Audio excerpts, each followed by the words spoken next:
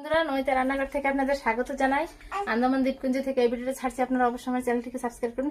এই দেখেন বন্ধুরা, আজকে কত বড় মাছ এনেছে। এই দেখেন মাছে একটা তেল হয়েছে কিরকম। এই তেলটা দিয়ে আর 5-6 পিস মাছ দিয়ে আমি মাছ পাতায় দেবো। এই দেখেন এখানে সমস্ত মশলা গুছিয়ে রেখেছি, এখানে পাতাও এনেছি, সেঁকে রেখেছি। এখন মাছটা ভালো করে মাখিয়ে আমি পাতায় দেবো। মাছ পাতা আস্তে আস্তে হতে যাচ্ছে। এই দেখেন তেলটা কত বড়, তেলটা গলে এখন মাছের সাথে মিশে যাবে। এই দেখেন এত বড় একদম খাসির চর্বির মতন তেল হয়েছে। এই দেখেন এটা আস্তে আস্তে গলে মাছের সাথে মিশে যাবে। আস্তে আস্তে হতে থাক। চুলায় হলে ভালো হতো, গ্যাসে এক সাইডেই জাল লাগে। আমি ফিরিয়ে ফিরিয়ে নিচ্ছি মাছটা, চারো সাইডে জাল লাগবে। আবার একটু ঢেকে দিই। আস্তে আস্তে হতে থাক। তো মাছ ভাজা হচ্ছে পাতায়। আর এই পাশে এই দেখেন গাছ থেকে কতগুলি পাকা আমড়ে নিচ্ছি, এইটা আমি ভাজা করব। এখানে কড়াই বসিয়ে দিয়েছি, তেলও দিয়ে দিচ্ছি, তেল গরম হয়ে গেছে। সরষে ফোড়ন দিয়ে দিচ্ছি।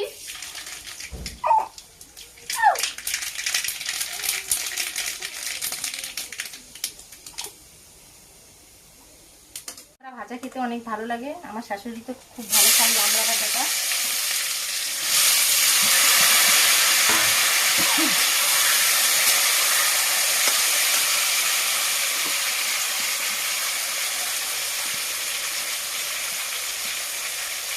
হলদি দিয়ে দিচ্ছি,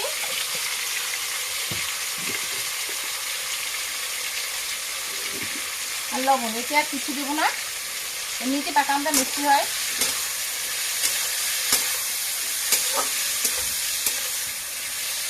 এই তেলেই ভাজা হয়ে যাবে, বেশি করে তেল দিয়েছি। এরকম আস্তে আস্তে করে ভাজা করবো।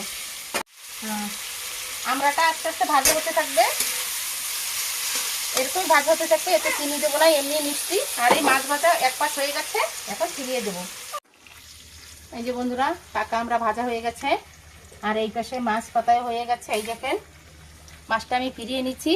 আর মনে হয় আর জল না, এগুলি তেল। এই তেলটা গলে গলে তেলে ভরে গেছে।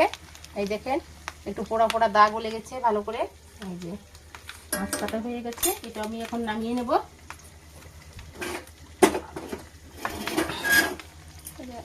এই পাশ ওপাশ করে ঘুরিয়ে দিচ্ছি ভালো করে।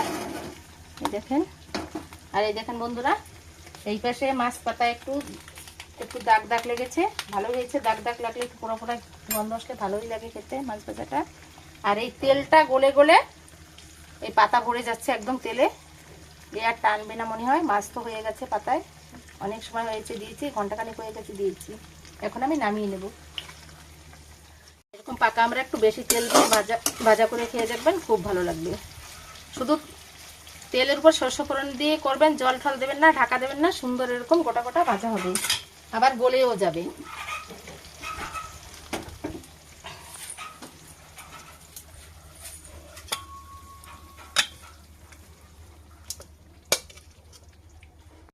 এই যে বন্ধুরা, আমার মাছ পাতা হয়ে গেছে।